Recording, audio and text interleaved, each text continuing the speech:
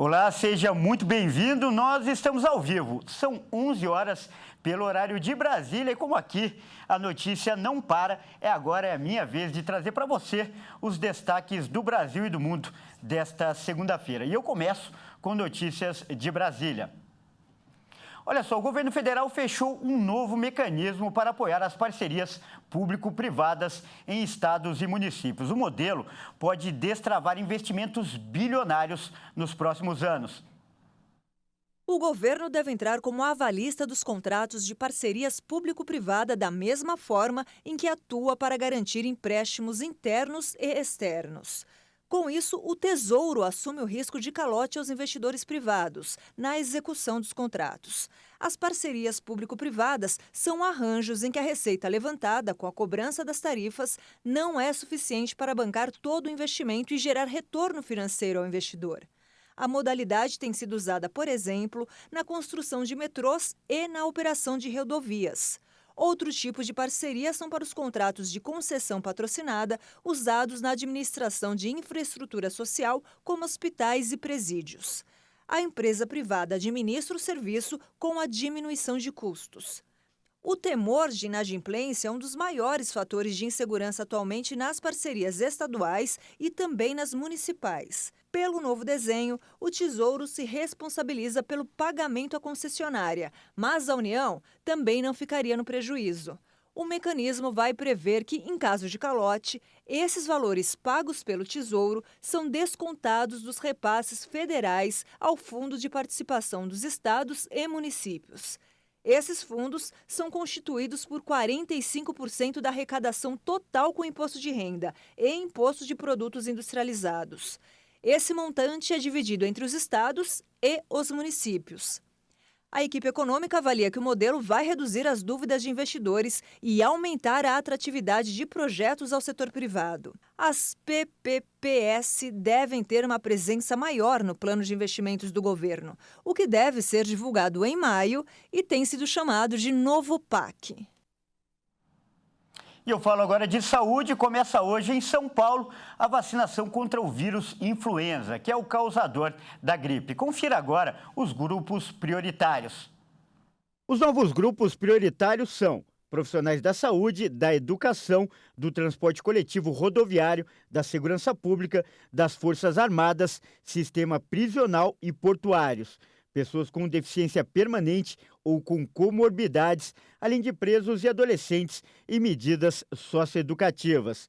Além dos novos grupos, também estão sendo vacinadas pessoas com mais de 60 anos de idade, crianças com idade a partir de 6 meses e menores de 6 anos, gestantes, puérperas, imunossuprimidos e indígenas.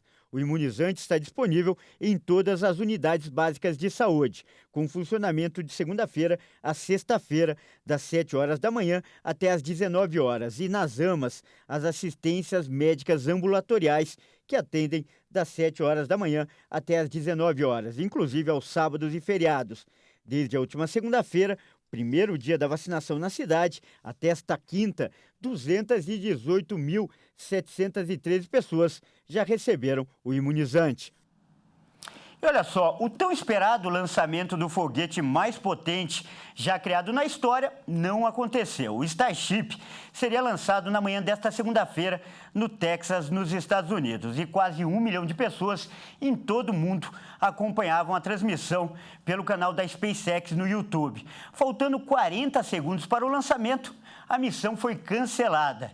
E de acordo com o bilionário Elon Musk, que é o proprietário da empresa, o motivo do cancelamento foi o congelamento de uma válvula de pressurização.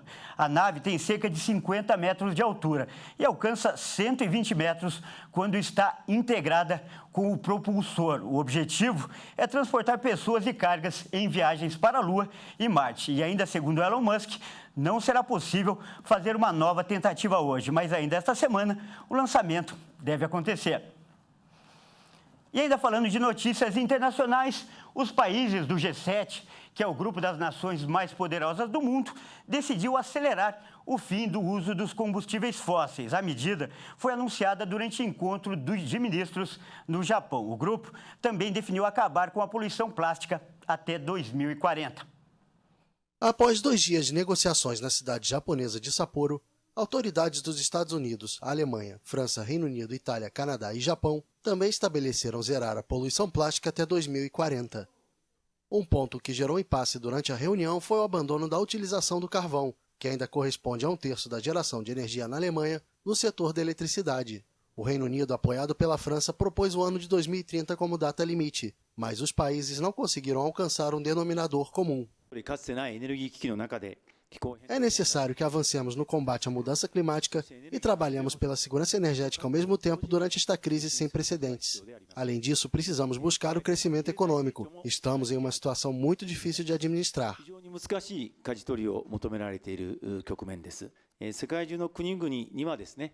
Os ministros do G7 concordaram com o objetivo comum de zerar as emissões de carbono até 2050, reconhecendo as dificuldades de atingir esta meta e que cada país tem uma situação econômica e energética própria. O grupo dos 7 se encontra sob pressão após os dados alarmantes divulgados pelo painel intergovernamental sobre a mudança climática da ONU em março.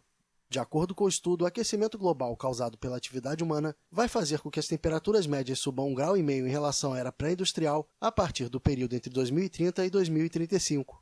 Os 7 países também reafirmaram neste domingo o compromisso de tentar reunir 100 bilhões de dólares por ano para ajudar os países emergentes a lutar contra a mudança climática. Uma cúpula deve ser realizada no final de junho em Paris para tentar arrecadar financiamento às nações menos favorecidas.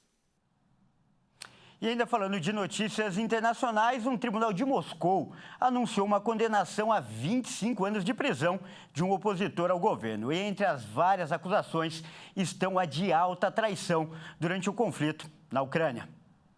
O opositor do governo russo, Vladimir Kara-Murza, foi condenado a 25 anos de prisão nesta segunda-feira por uma série de acusações. Kara-Murza, muito próximo do opositor Boris Nemtsov, que foi assassinado em 2015, era uma das últimas vozes críticas ao Kremlin que não estava preso ou exilado no exterior. Após um julgamento a portas fechadas, o Tribunal de Moscou anunciou que Kara-Murza é culpado de alta traição, divulgação de informações falsas sobre o exército russo e trabalho ilegal para uma organização indesejável. Com todas as acusações, ele foi condenado a uma pena acumulada de 25 anos de prisão em uma colônia penal de regime severo, o que implica condições de reclusão estritas. O Ministério Público havia solicitado esta condenação. O opositor de 41 anos deu um breve sorriso ao ouvir a condenação dentro da cela em que estava no tribunal. Também gesticulou para pedir que seus apoiadores escrevam para ele na prisão. Bom, essa edição fica por aqui. Obrigado pela sua companhia e continue ligado em nossa programação, porque às 13 horas eu volto junto com a Daniela Paris e mais notícias para você. Até mais!